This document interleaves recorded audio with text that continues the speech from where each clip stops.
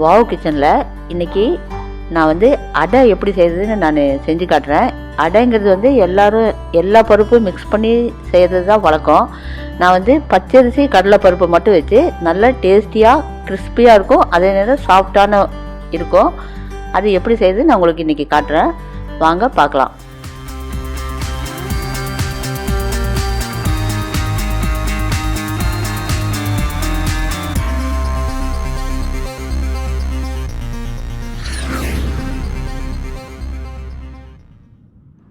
அதுக்கு என்னென்ன பொருள் தேவைங்கிறத பார்க்கலாம்.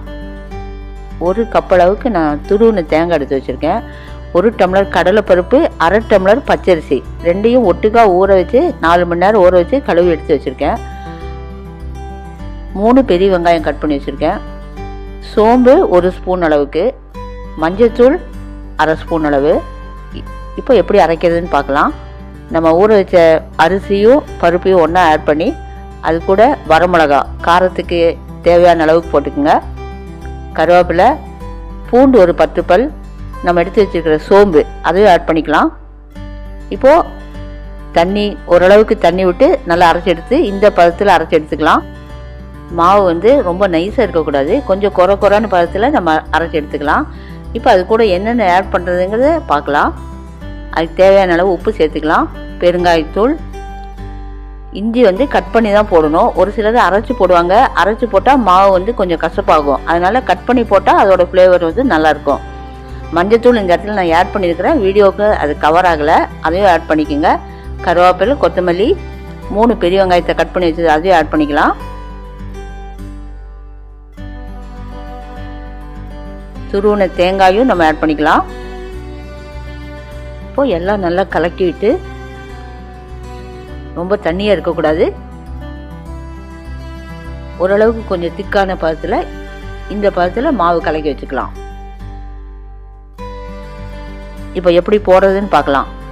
நம்ம தோசைக்கல்லை ஸ்டவ்வில் வச்சு நல்லா சூடாகிற அளவு விடணும். எண்ணெய் 2 ஸ்பூன் விட்டு குழிக்கரண்டியில் இந்த மாவை எடுத்து அதில் வச்சுக்கலாம். ஆக்சுவலாக பிகினர்ஸாக இருக்கிறவங்க கரண்டிலேயே தேய்ச்சி விட்டுக்குங்க. ஆக்சுவலாக அடை கையில் தட்டினா தான் ரொம்ப லேசான அடையாக வரும். மாவு திக்காக இருக்கிறதுனால கரண்டியில் தேய்க்க வராதது. கையில் தட்டுறதுக்கு நிறைய பேர் யோசிப்பாங்க. அது எப்படி பண்ணணும்னா, கல் நல்லா சூடான பின்னாடி நம்ம மாவு உள்ளே வச்சுட்டு ஃப்ளேமை கம்மி பண்ணி வச்சு பக்கத்தில் ஒரு பவுலில் கொஞ்சம் தண்ணி வச்சுட்டு தண்ணியை நம்ம கை நனைச்சிட்டு மாவு தட்டினோம்னா நல்ல லேசான பதத்துக்கு தட்டிக்கலாம். இந்த பதத்தில் தேய்ச்சிட்டு எண்ணெய் ஒரு 2 ஸ்பூன் விட்டு மீடியம் ஃப்ளேம் வச்சுக்கணும். கருகாமல் அளவுக்கு நம்ம பார்த்துக்கணும். ஓரளவுக்கு கொஞ்சம் வெந்து வரும்போது திருப்பி போடணும். ரொம்ப அகலமாக தட்ட வேண்டாம், ஏன்னா கொஞ்சம் கட் ஆகும், இது மாவு திக்காக இருக்கனால. அதனால கையில் நம்ம தட்டினோம்னா நல்ல சின்னதாக லேசாக நம்ம தட்டிக்கலாம். கரண்டியில் போடுறத விட கையில் தட்டினா நம்ம நல்லா ஒரு அடை. இப்போ 2 சைடும் நல்லா திருப்பி போட்டு ப்ரௌன் ஆகிற அளவுக்கு, பொன்னிறமாகிற அளவுக்கு நம்ம வேக வச்சு எடுத்தோம்னா கிறிஸ்பியான டேஸ்டியான அடை நம்மளுக்கு கிடைச்சது.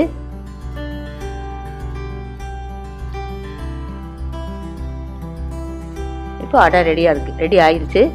இதுக்கு தேங்காய் சட்னி ப்ளஸ் இன்ஸ்டன்ட் சட்னி, அது பார்க்காதவங்க நான் போட்டிருக்கேன், அதை கிளிக் பண்ணி பார்த்துக்குங்க.